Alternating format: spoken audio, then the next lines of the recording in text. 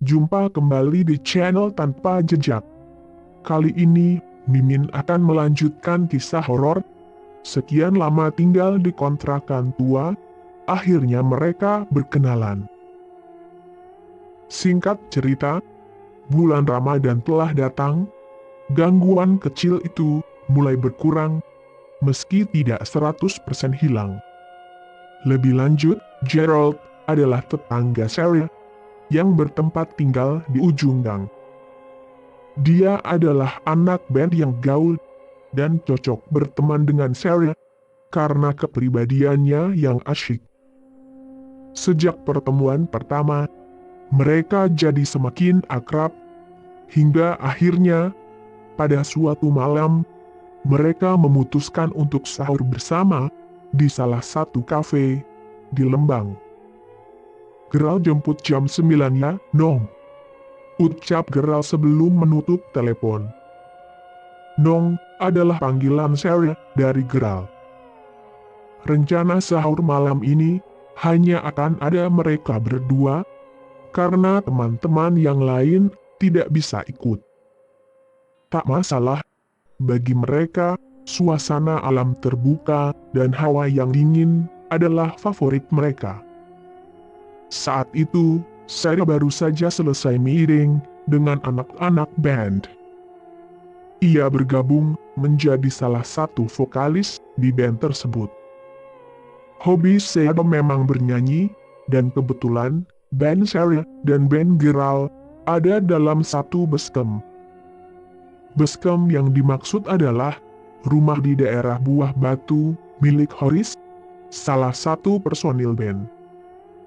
Gerald tidak ikut miring karena suatu hal, sehingga ia memutuskan untuk pulang diantarkan oleh drummernya. Sesampainya di rumah, Sarah segera berbuka dan sholat maghrib. Masih lelah, ia mengunci pintu dan berbaring sambil membaca pesan yang masuk. Dan Sarah pun tertidur. Dalam tidurnya, Sarah bermimpi bertemu Gerald. "Ayo berangkat," ajak Gerald. Sarah menggeleng, enggan pergi. Entah kenapa, ia tahu jika sedang bermimpi. Tiba-tiba, Gerald berubah menjadi menyeramkan dan berteriak marah. "Ayo pergi," teriaknya. Seketika, ia langsung terbangun dari tidur karena kaget. Dan, dalam keadaan masih sangat mengantuk, mata Sarah tertuju pada seseorang yang duduk menunduk di ujung kasur dekat kakinya. Seorang laki-laki memakai topi mirip Gerald. Mata Sarah semakin berat, rasa kantuknya semakin tak tertahankan. Tidak biasanya ia begitu. Ia kemudian menutup matanya, dan tiba-tiba ingat jika pintu kamarnya sudah dikunci sebelum Sarah tidur. Lalu, bagaimana Gerald bisa masuk? Suara ringtone HP Sony Ericsson, tanda telepon masuk berbunyi. "Halo, Nong. Gerald bentar lagi jemput. Udah siap kan?" cecar Gerald bersemangat. "Ral, lo tadi ke kamar gue?" tanya Sarah, mengabaikan pertanyaan Gerald. "Gatuh, Gerald baru pulang, ini langsung telepon kamu." Sarah diam, dengan kantuk yang mendadak hilang. Sarah langsung berdiri, menyambar pegangan pintu, dan masih dalam keadaan terkunci. "Nong woi!" teriak Gerald di telepon. "Iya, 15 menit lagi jemputnya.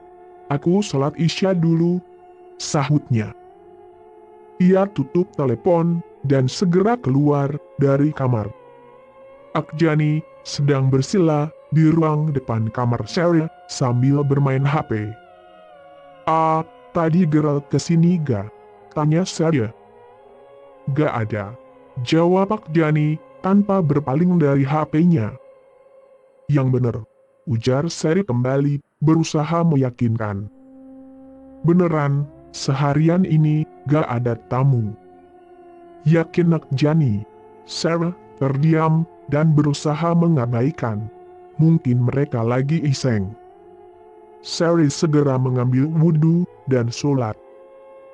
Setelah selesai sholat, ia bersiap-siap untuk segera pergi ke Lembang. Karena Lembang sangat dingin dan mereka pergi menggunakan motor, Sari memakai jaket yang paling tebal. Tidak lupa syal rajut kesayangan warna pink. Geral sudah datang, mereka pun pergi menuju Lembang tanpa tahu sesuatu sedang menunggu mereka. Motor yang mereka tumpangi berjalan pelan karena masih di dalam komplek perumahan.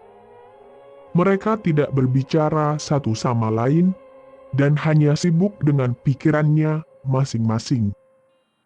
Ketika mendekati sekolah SMA, Sari melihat seorang kakek berjalan pelan. Sari terus memperhatikan kakek tersebut tanpa sadar. Kakek tersebut berada jauh dari motor mereka. Posisinya di sebelah kanan jalan dan berjalan membelakangi Sari dan Geral.